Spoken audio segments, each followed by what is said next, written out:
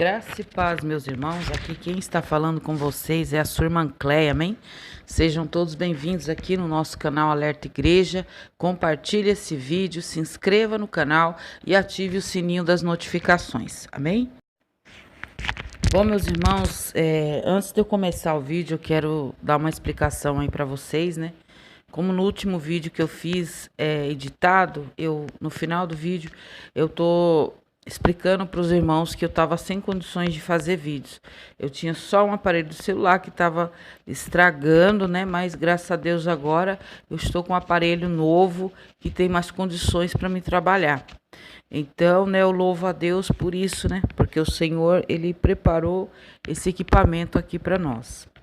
Irmãos, nesse vídeo eu quero estar falando com vocês sobre um tema que para mim está sendo muito controverso dentro da igreja nos nossos dias. Eu quero falar sobre suicídio. De uns tempos para cá, de 1 ano, 2 anos para cá, nós passamos a ouvir a todo momento a respeito de suicídio no meio evangélico. E o que mais me preocupa nessa questão do suicídio é que, como tudo agora no meio da igreja é aceito de forma natural, a questão do suicídio também está sendo aceita de uma forma natural. Existe uma voz ecoando no ar que diz que sim, um servo de Deus pode dar cabo da sua vida. E muitas das vezes eu vejo até pessoas colocando a culpa na igreja. O servo de Deus era um servo de Deus, sim. A culpa é da igreja, a culpa são dos membros da igreja. E meus irmãos, isso me entristece. Isso entristece a minha alma, porque observando a palavra do Senhor, nós não encontramos respaldo para isso que está acontecendo nos nossos dias. Eu quero dizer para você que eu não estou fazendo esse vídeo para condenar pessoas que se mataram e nem para entristecer parentes de pessoas que se mataram. Mas eu estou fazendo esse vídeo, não sei quantos vão ouvir essa palavra, mas eu estou fazendo esse vídeo porque Satanás ele está tramando para que muitos e muitos que estão dentro da igreja venham a achar que isso é aceito por Deus. E ao invés de buscarem a libertação dessa condição de opressão na sua vida, ele se renda a isso e diga: é isso que Deus quer, eu posso dar cabo da minha vida que eu vou direto para o céu. Ou seja, em outras palavras, resumidamente, eu estou fazendo esse vídeo para que pessoas não comecem a se suicidar, achando que essa é uma atitude aceitável diante de Deus. Aqueles que partiram, irmãos, eu não sou ninguém para julgar e nem estou julgando. A palavra julgar significa dar uma sentença, sentenciar a vida daquela pessoa. Eu não sentencio a vida de ninguém. Mas eu quero falar não sobre aqueles que morreram, mas eu quero falar com esses que estão vivos. Meus irmãos, eu quero ler com vocês no livro de Gálatas.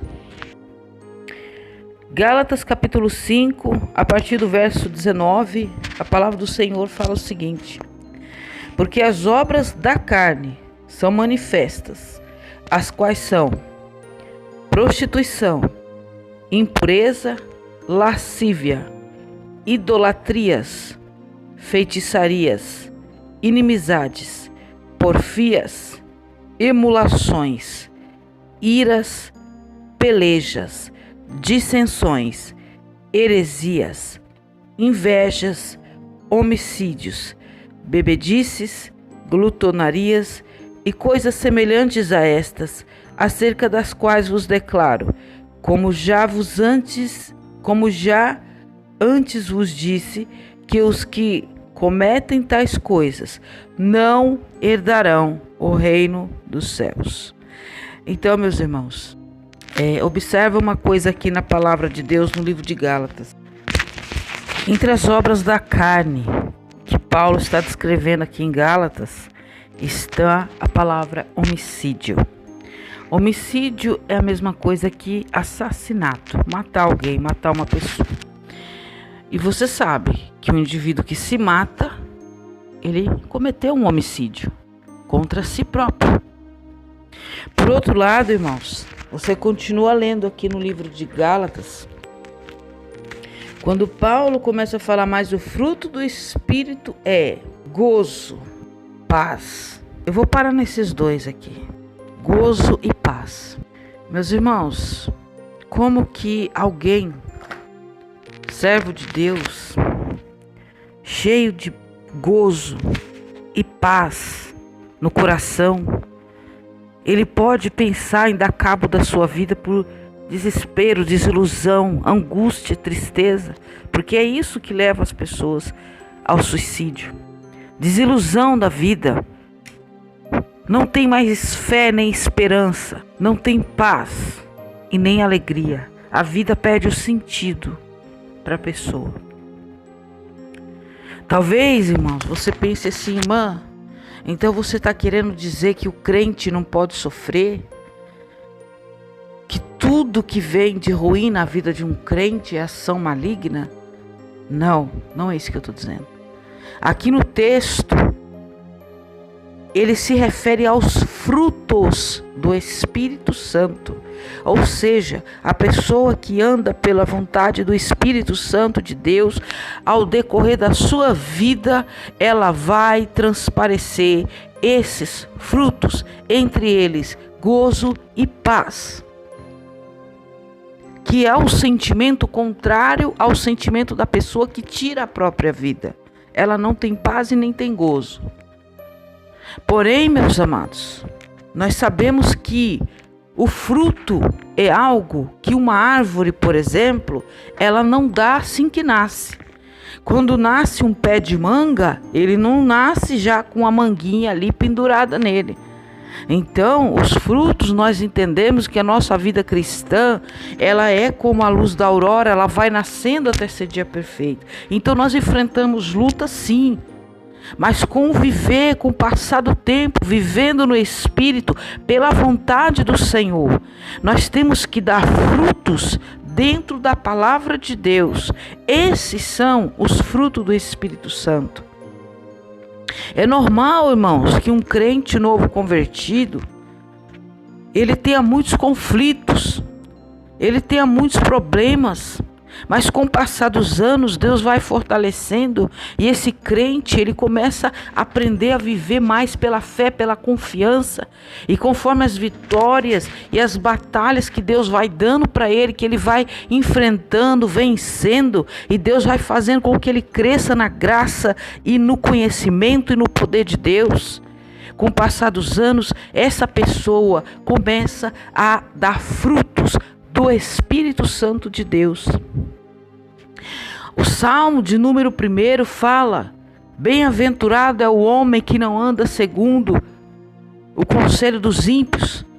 E nesse salmo também vai dizer que este homem será como a árvore plantada junto ao ribeiro das águas, que dá o seu fruto na estação própria. Ou seja, nós temos que dar um fruto. Tem uma estação própria para nós dar frutos.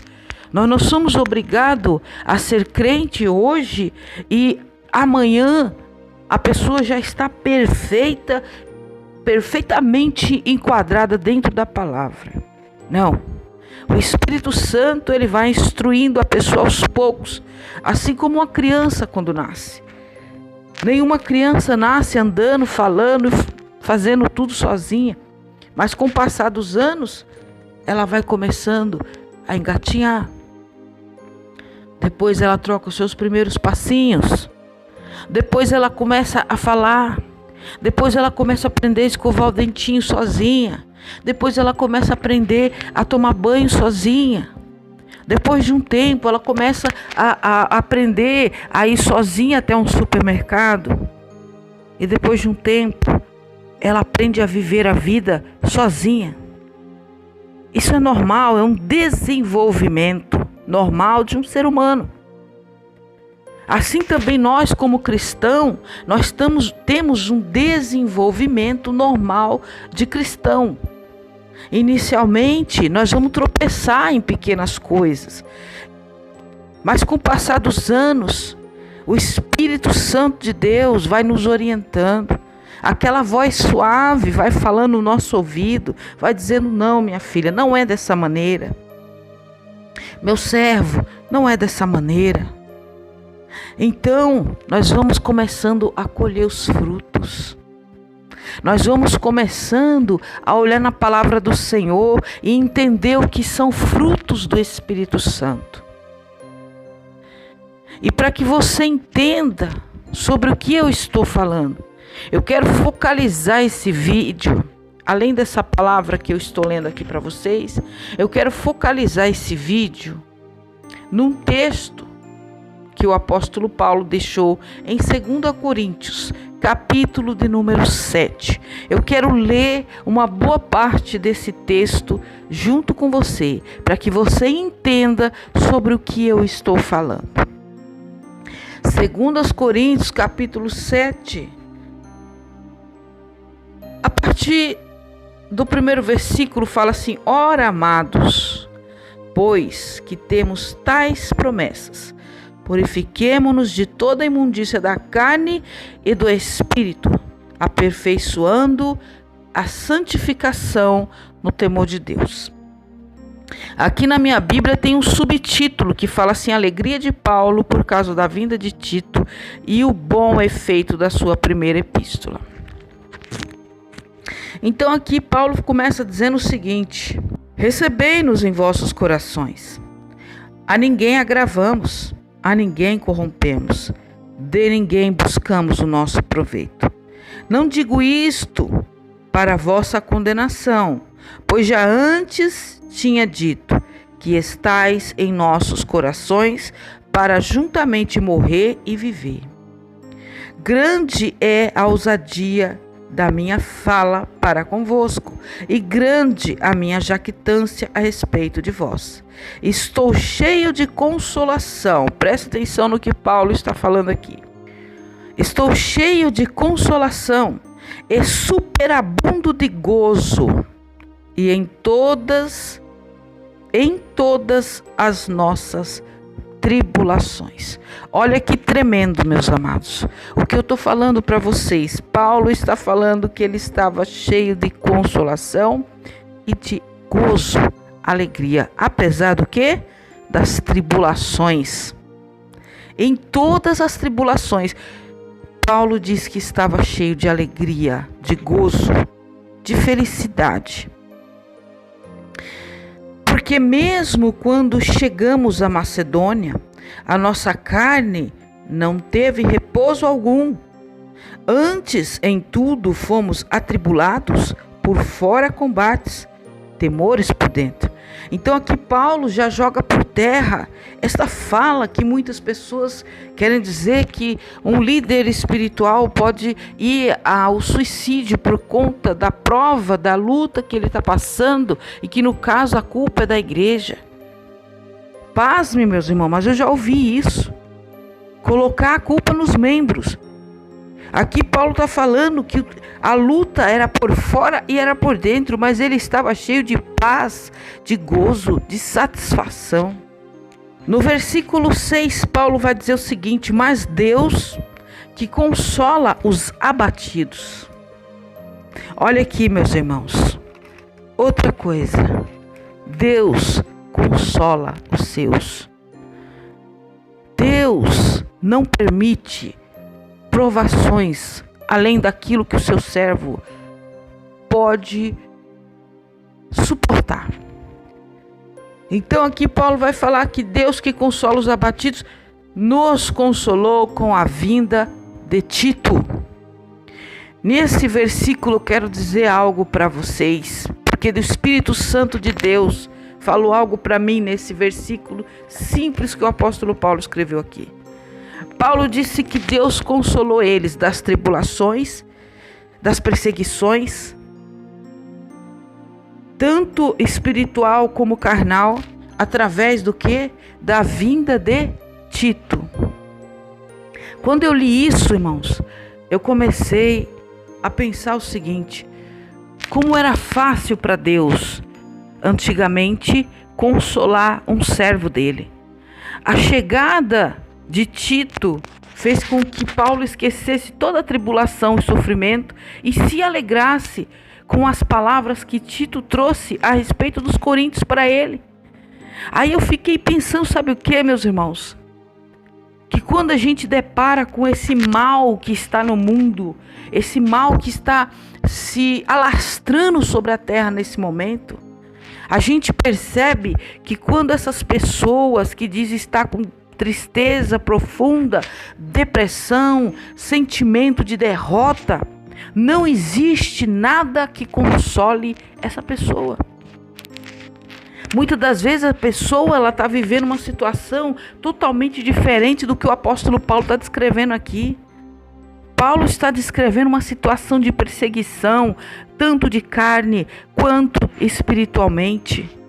E eu já fui diagnosticada por médicos como um quadro de depressão. Em um período da minha vida, irmãos, que eu estava na rebeldia, longe dos caminhos do Senhor. Eu fui no médico, contei o que estava acontecendo e eu sabia por que eu estava passando por aquilo, mas eu quis contar para o médico para ouvir o que o médico ia falar. E o médico falou: você está com depressão. Mas a palavra de Deus me fazia lembrar, o Espírito Santo me fazia lembrar da palavra que dizia: veja o quão amargo é deixares o Senhor teu Deus. Isso está escrito lá no livro de Jeremias, capítulo 2. A palavra de Deus lá em Jeremias fala assim: porventura não procuraste isso para ti, deixando o Senhor teu Deus quando Ele te guiava no caminho. Então, meus amados, a verdade é que quando a gente pratica a vontade da carne, a gente paga um preço, muitas das vezes um preço muito alto. E foi o que aconteceu comigo naquele tempo. Mas o segredo não é se vitimizar, o segredo é se arrepender. Faça a prova de Deus. E aqui nós estamos vendo um exemplo, porque é um exemplo que nós temos que seguir. O apóstolo Paulo diz: sede meus imitadores, como eu sou de Cristo. Então nós estamos vendo um exemplo de um homem que padecia de verdade, que era açoitado, que era esbofeteado, que era perseguido, que era linchado. E mesmo assim ele dizia: eu estou cheio de gozo e de paz.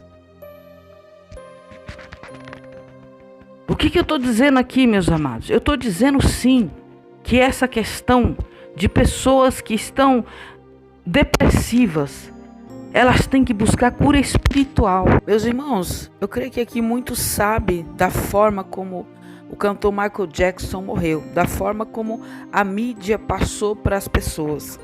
Segundo informações, o cantor Michael Jackson morreu tomando doses de um remédio que ele chamava de leitinho, mas que na verdade aquele remédio é que estava matando ele, acabando com ele. Ele morreu por overdose daquele remédio. E meus irmãos, é assim que a soberba muitas das vezes trabalha na vida da gente.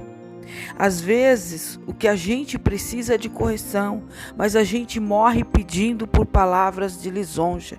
E são justamente as palavras de lisonja que estão destruindo a nossa vida. Então, meu conselho para você é: procure se humilhar, meu irmão. Meus irmãos, houve um período na minha vida que eu sofri tanto. Eu era evangélica já, mas como eu acabei de falar para vocês, a gente é evangélico, mas está aprendendo todo dia com o Senhor. E eu fazia muita coisa pela minha própria vontade. E eu colhi os meus frutos. E um dia eu passei uma tribulação tão grande, meus irmãos, que eu pude entender o sentido da frase do salmista quando ele disse que até os ossos do seu corpo estavam perturbados. Meus irmãos, naquele dia eu orei ao Senhor. Eu coloquei meu rosto no pó e fui buscar a face do Senhor. Porque eu me lembrava que a palavra de Deus diz que a mulher sábia, o seu valor muito excede ao dos rubis. Mas não era essa a realidade que eu vivia na minha vida, meus amados. O que eu vivia na minha vida, muitas das vezes, era tristeza, sofrimento, confusão. E ali quando eu orei ao Senhor, irmãos, e eu coloquei meu rosto no pó e se humilhei perante o Senhor, e pedi para que o Senhor falasse comigo através da sua palavra. Quando eu abri a Bíblia, o Senhor começou a falar comigo como um pai amoroso. No livro de Provérbios, se não me engano, no capítulo 4, eu li um versículo, isso, irmãos, já há quase 10 anos atrás, mas foi crucial na minha vida. Um versículo que dizia assim: apega-te à correção, porque ela é a tua vida. Meus irmãos, quando eu li esse versículo, eu comecei a entender que a correção é como se fosse uma casa de ensinamento.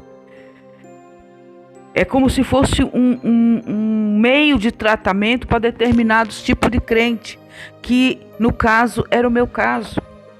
É como se Deus tivesse olhado para mim e dito assim: você tem muitos problemas, você tem muitas falhas, mas a pior delas é não aceitar ser corrigida, nunca admitir estar errada, sempre achar que está certa. Então ali eu comecei a ser uma nova Cleia. Eu comecei a observar mais o que as pessoas tinham para falar sobre mim. E eu comecei a me corrigir, logicamente, dentro da palavra de Deus. E eu comecei a ver o quão errada eu era, o quão eu não vigiava, o quanto eu falava de Deus, mas no meu dia a dia eu fazia a minha vontade. Então, meus amados, essa pode ser uma das causas de que um ser humano, mesmo servindo a Deus, ele entra em conflitos.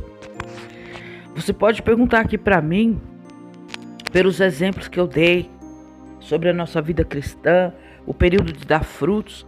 Então você pode dizer assim: então, como crente só dá os frutos depois de um determinado tempo. Então pode ser que no começo da sua conversão, ele possa não resistir às provações. Eu digo para você que não. Pela experiência que eu tenho de convivência com o Senhor Jesus, eu digo para você que não. E até mesmo dentro do exemplo que eu te dei aqui sobre criança. Você observa que uma criança, quando ela nasce, ela não tem o poder de andar, de se locomover sozinha. Mas nem por isso ela deixa de se locomover com segurança. Com muita segurança. Por quê? Porque quem locomove ela são os seus pais. Assim também, meus amados, a nossa vida cristã, quando ela se inicia, nós não corremos risco de cair. Se nós tivesse convertido verdadeiramente a Jesus, nós não corremos o risco de cairmos nesse tipo de laço. Porque quem está nos conduzindo é ninguém mais, ninguém menos que o próprio Espírito Santo, o próprio Deus, Jesus Cristo aqui na terra, através da pessoa do Espírito Santo. É por isso que o novo convertido, apesar dele não ter ainda os frutos, mas ele não está fadado a uma desgraça dessa na sua vida. A ter que suportar uma luta que ele não tem ainda capacidade para suportar e que, portanto, ele vai dar cabo da sua vida. Não, porque o Espírito Santo de Deus está cuidando dele como a mãe cuida do seu filho recém-nascido, como um pai cuida do seu filho recém-nascido. Nós temos que crer nisso, irmãos. Mas o que pode então estar ocasionando essa tristeza? O que pode estar ocasionando esse fracasso na vida espiritual das pessoas? Meus irmãos, nos frutos, onde eu li em Gálatas 5, onde fala dos frutos da carne e frutos do Espírito Santo, existe um fruto da carne que é chamado emulações. Eu não sabia o que era emulações, eu fui estudar o que era emulações. E eu achei interessante, porque a palavra emulação é esse ato de praticar emulações. Ele é comum e até parecido com aquele fruto da carne também chamado de inveja. Emulações, você pode pesquisar no dicionário o sentido da palavra. A pessoa que pratica é aquela pessoa que não se deixa ser ou ter algo inferior ao que o seu amigo, ou o seu parente, ou o seu irmão de trabalho, aliás, seu companheiro de trabalho, seu irmão de igreja, possa ter. Por exemplo, é uma pessoa que, se ela vê a outra comprar um carro, ela, no mesmo momento, ela corre para comprar um carro também.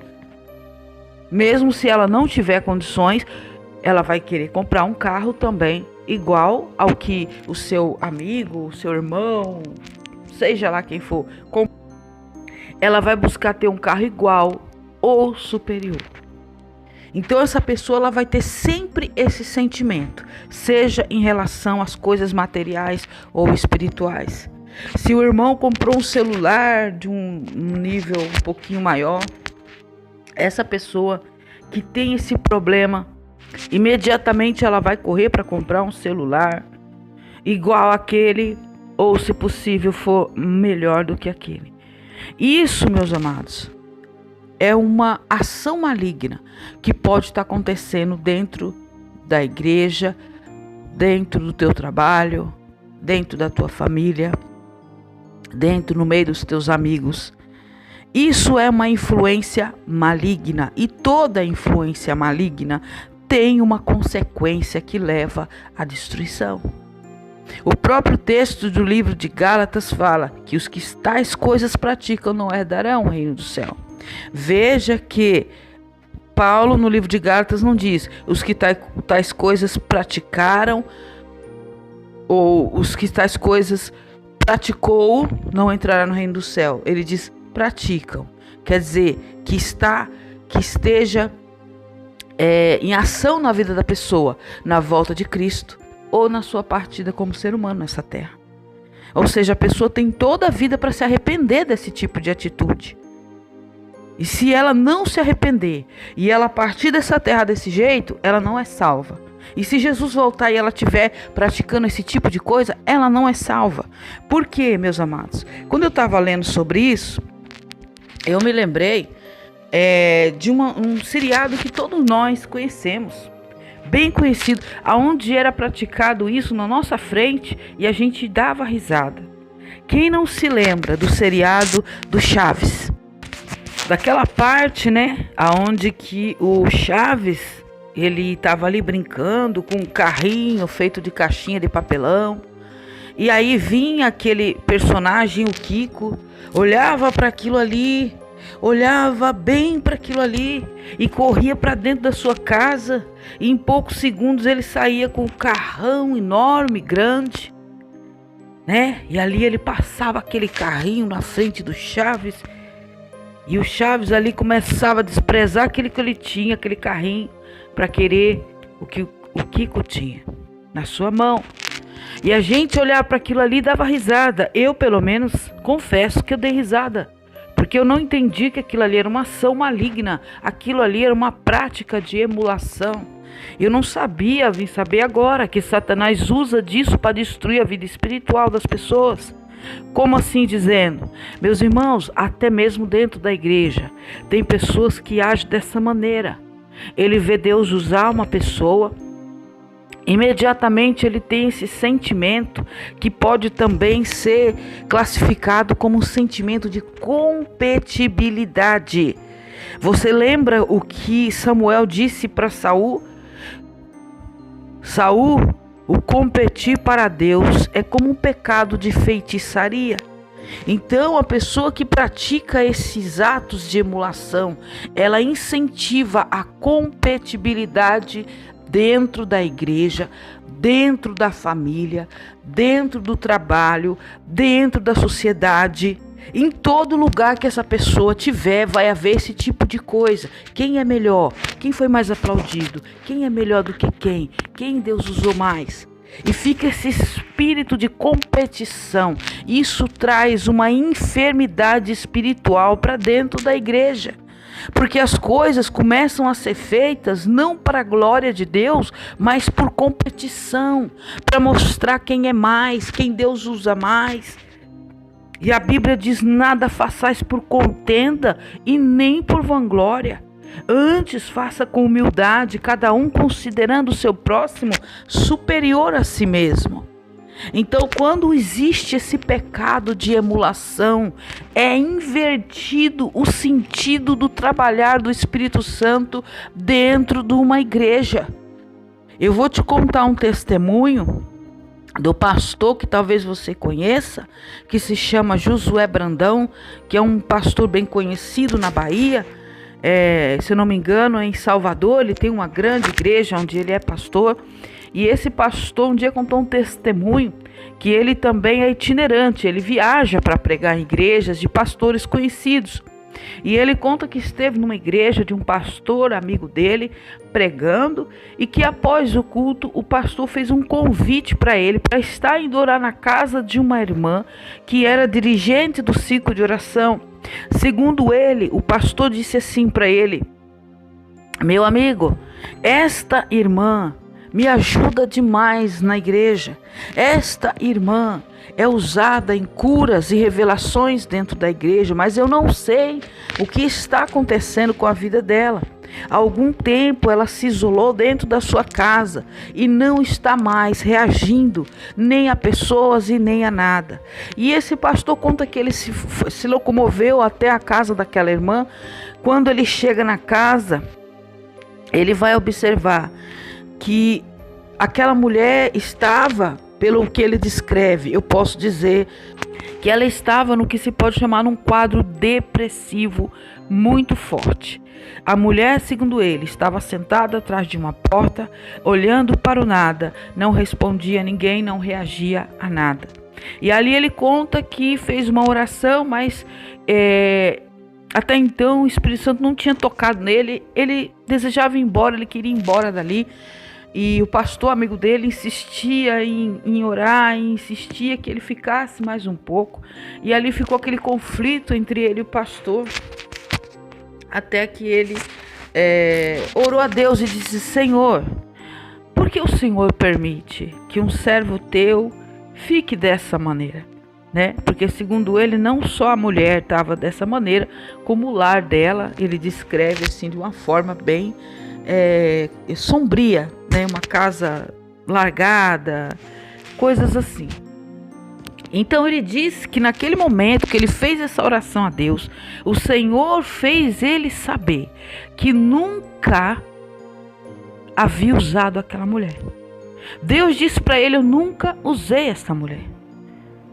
Imediatamente ele se virou para aquela mulher e disse: mulher, Deus me disse que ele nunca te usou. E ali ele disse que aquela mulher que estava estática, que não reagia, que parecia que não estava no mundo, ela reagiu àquela frase. Ela começou a chorar. As lágrimas começaram a descer do rosto daquela mulher. E ali, aquele pastor disse que falou para ela o seguinte: minha irmã, eu não sei o que está acontecendo, mas em nome de Jesus Cristo, confessa o teu pecado, para que tu não vás para o inferno, para que tu não desça às profundezas do inferno.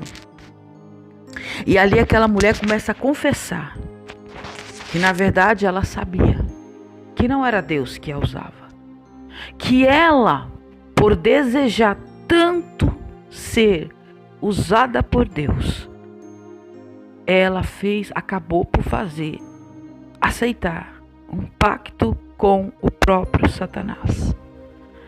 Aí eu vou dizer para você, meus irmãos, aonde uma pessoa através desse sentimento de emulação, através desse pecado de emulação, ele pode estar entregando a sua vida a Deus, porque a emulação é um sentimento de compatibilidade.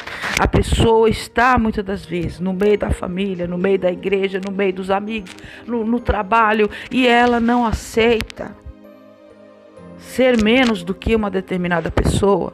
De repente alguém que ela não gosta, e a pessoa começa a deixar outras forças usarem a vida dela por motivos fúteis, para ser ele mesmo motivo da vanglória. Por contenda, como a palavra de Deus diz, não faça por contenda. Nada. Não é só a obra de Deus que você não pode fazer por contenda. Nada. Porque o ser humano, ele é capaz até de dar um almoço na casa dele e convidar pessoas por contenda. Eu vou fazer um almoço aqui, eu vou chamar fulano, cicrano, beltrano, vou pular o outro fulano e vou chamar as outras pessoas, só para ferir tal pessoa. Então essa pessoa, ela age com essa ação maligna, essa influência maligna, e pratica o que a Bíblia chama de emulação. A volta dessa pessoa, nada é feito para a glória de Deus, tudo é feito para a glória de A, de B, de C, nunca para a glória de Deus. É sempre feito para humilhar alguém, desfazer de alguém. E eu digo para você que o Espírito Santo de Deus não está no meio dessas coisas. Muitas pessoas acham que está, porque Satanás alimenta isso. Satanás alimenta esse sentimento, atua no meio disso, com falsos sinais. As pessoas acham que Deus está se agradando daquilo ali. Não, irmãos. Se o que você faz seja para Deus, seja para quem for, seja aonde for, se for por contenda, se for por vanglória, você pratica o mal, você não pratica a vontade de Deus. Então isso, irmãos, gera crentes doentes, depressivos, porque acham que estão servindo a Deus, mas não estão. Isso gera uma sociedade depressiva. Se você quer saber, eu vou dizer para você que essa ferramenta chamada de Facebook, ela é a ponte perfeita para que as pessoas vivam praticando esse pecado chamado emulação, umas contra as outras. A pessoa vai lá e coloca uma coisa lá que ela nem é, simplesmente para que outra pessoa olhe lá e sinta inveja. E assim a gente vai contradizendo a palavra de Deus, que a Bíblia diz que nós não podemos viver irritando uns aos outros e nem invejando uns aos outros, porque o Espírito de Deus não está no meio disso. E é para isso que servem essas ferramentas tecnológicas de hoje em dia. Sabe, meus amados, nós temos que ter aquilo que o Senhor Jesus falou, ser mansos como a pomba, mas prudente como a serpente. Você não pode fingir que não está vendo essas coisas. Então tudo que você puder fazer para fugir desse tipo de ação, faça. Porque se você caminhar por esse caminho, você pode sim entrar num quadro de depressão. Você pode sim entrar num quadro de destruição, desilusão da tua vida. Sabe? Porque a Bíblia fala que os ímpios seguem enganando e sendo enganados. Aquele que desobedece à palavra de Deus, irmãos, ele não colhe bons frutos. Se você é uma pessoa que não teme, que você ouve a palavra e você continua praticando essas coisas, você não vai colher bons frutos. Porque afinal de contas não é a voz do Espírito Santo que você está seguindo. O Espírito Santo está dizendo algo para você e você está seguindo aquilo que você quer. E isso pode acarretar em tristeza e tristeza para a morte. Eu vou continuar lendo aqui para vocês. Então aqui o apóstolo Paulo vai dizendo que Deus consolou ele com a vinda de Tito. de tribulações tão grandes, Deus alegrou a alma de Paulo com a chegada de Tito. E aqui no versículo 7, Paulo vai dizer que não só apenas com a vinda de Tito, mas também, deixa eu ler aqui para vocês certinho, e não somente com a sua vinda, a vinda de Tito, mas também pela consolação com que foi consolado de vós, constando-nos as vossas saudades, o vosso choro, o vosso zelo por mim, de maneira que muito me regozijei. Porquanto, ainda que vos contristei com a minha carta, não me arrependo, embora já me tivesse arrependido por ver que aquela carta vos contristou, ainda que por pouco tempo. Então, aqui Paulo está dizendo o seguinte: eu fiquei feliz pela vinda de Tito, mas não só por isso, mas porque Tito, ao chegar aqui, trouxe boas notícias de vocês a meu respeito. Tito me falou que vocês estão chorando por minha causa, que vocês estão felizes pela minha causa. E aqui Paulo vai falar sobre a primeira carta que ele tinha enviado aos Coríntios. E ele disse assim que aquela carta contristou aos Coríntios. Porque Paulo enviou aqui no primeiro aos Coríntios, vocês sabem, aonde Paulo chama a atenção da igreja de Coríntios, porque um dizia eu sou de Paulo, outro dizia eu sou de Apolo, outro dizia eu sou de Cefas, e isso daí Paulo chamou a atenção. Paulo chama a atenção da igreja de Coríntios, né? E também Paulo chama a atenção da igreja de Coríntios a respeito das fornicações que estavam acontecendo dentro da igreja de Coríntios, que segundo o apóstolo Paulo era pior do que as coisas que estavam acontecendo fora da igreja. Então Paulo mandou uma carta severa, dura, e deixou o povo de Coríntios triste. Só que essa tristeza é uma tristeza que opera para o bem. É uma tristeza de arrependimento, de dizer por que nós agimos assim, estamos entristecendo o nosso Deus, vamos dobrar nossos joelhos, vamos nos arrepender, vamos mudar as nossas obras, vamos converter os nossos caminhos. Essa é uma tristeza que mais adiante aqui Paulo vai descrever para nós, preste atenção aqui. Paulo vai dizer que no 9, agora folgo, não porque foste contristados, mas porque foste contristados para arrependimento, pois fostes contristados segundo Deus. Ou seja, a tristeza que entrou na igreja de Coríntios não foi para a morte, mas foi para arrependimento. Eles ficaram tristes porque perceberam que estavam vivendo em pecado, se arrependeram e isso gerou crescimento espiritual daquela igreja diante de Deus. De maneira que por nós não padecereis dano em coisa alguma.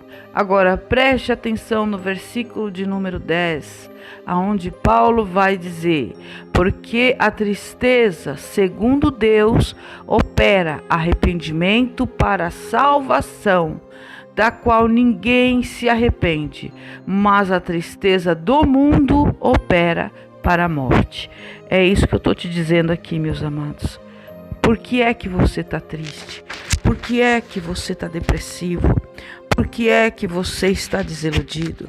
É porque você percebeu que você não é a pessoa mais santa do mundo e você está entristecido, contristado, como estava a igreja de Coríntios, para se arrepender diante dos pés do Senhor, para pedir perdão ao Senhor. Ou você está contristado pelas coisas do mundo, como eu falei aí atrás, por competições, seja ela ministeriais, sejam familiares, sejam no ramo financeiro da tua vida. Por que é que você está triste? O que é que causa tristeza no teu coração? É descobrir que você precisa se ajoelhar mais perante os pés do Senhor, se humilhar mais aos pés do Senhor? Ou é porque você queria ter uma casa melhor do que a casa do teu vizinho e não consegue? É porque você queria ter roupas melhores do que aquela tua amiga do trabalho, você não consegue? É porque você queria ter um comércio que prosperasse igual o comércio do ímpio lá e ele não prospera, então aquilo está gerando uma tristeza, uma insatisfação na tua vida, uma desilusão. Porque se isso está acontecendo na tua vida, eu quero dizer para você que essa tristeza é inútil, Deus não está preocupado com isso. Deus não morreu na cruz do Calvário para que eu pudesse ter uma casa melhor do que a casa de ninguém, para que eu pudesse ter um carro melhor do que o de ninguém, para que eu pudesse ter um comércio que vendesse mais do que o comércio de ninguém, para que eu pudesse chegar na igreja e ser o popstar mais do que ninguém. Deus não morreu na cruz do Calvário para que nós cumprisse nossos mimos. Deus morreu na cruz do Calvário para que, através do arrependimento do nosso pecado e de nós confessar Jesus Cristo como Salvador, nós pudéssemos ser livres do fogo do inferno. O apóstolo Paulo nos ensina: se nós tivermos aquilo que comer e aonde dormir, estejamos satisfeitos. Uma coisa que você observa na geração de hoje: não se satisfazem com nada. É o que eu estou dizendo. Paulo ficou feliz com a chegada de Tito, com as boas novas que Tito trouxe. Paulo se sentiu confortado por Deus, feliz, superabundou na graça, na alegria, na paz e no gozo, mesmo com inimigos querendo tirar a sua vida. Mas aí hoje a gente olha para a geração de hoje, que é amante de si mesmo, biblicamente falando. E são pessoas que nunca estão felizes com nada. Que nunca estão satisfeitos com nada. Que pode ter 99, mas se faltar um, ele quer desistir. Porque aquele um é mais importante do que os 99 que Deus deu para ele. Então, meus amados, essa é a mensagem que eu quero estar deixando para vocês nesse vídeo. Eu não estou aqui para julgar pessoas, alma de pessoas, mas eu estou aqui para dizer para você que está aí sofrendo: não ache que Deus aprova aquele que tira a própria vida. Se você está sofrendo, procure fazer como a igreja de Coríntios. Procure se arrepender. Procure buscar em Deus e se sujeitar a Ele. Você pode até dizer como Elias: Senhor, tira a minha vida, porque eu não sou melhor do que meus pais. Mas nunca pensar: eu vou tirar a minha vida. Levando em consideração, irmãos, que apesar de que Elias pediu para que Deus tirasse a vida dele, Deus não tirou a vida de Elias. Deus concluiu a obra que tinha para concluir na vida de Elias, e no seu momento certo, Deus arrebatou Elias ao céu. Então, meus amados, fique com essa palavra, e que essa palavra possa edificar a tua vida, e que se porventura Satanás tenha entrado no teu coração para querer falar para você que não tem saída, e que a saída dá cabo da tua vida, e que Deus vai entender a tua situação. Que você possa meditar nessa palavra e que você possa não dar ouvido a esta voz, mas sim a voz do Espírito Santo de Deus. Amém, meus amados? Que a tristeza que porventura vem haver nos nossos corações seja como a tristeza que havia no coração de Ló, a qual o apóstolo Pedro classificou ele como justo e disse que todos os dias ele afligia a sua justa alma pelas coisas que via e ouvia. Ou seja, o salvo Ló, o justo Ló, sofria pela injustiça que via na sua geração. E que a igreja do Senhor Jesus venha cumprir esse papel. Que nós não venha se entristecer por compatibilidade, que nós não venha se entristecer por emulações, mas que nós venha se entristecer por esse quadro terrível que nós estamos vivendo, que é o fim dos tempos. Amém, meus amados? E que a paz do Senhor Jesus possa estar no lar e no coração de cada um de vocês. Fiquem com Deus.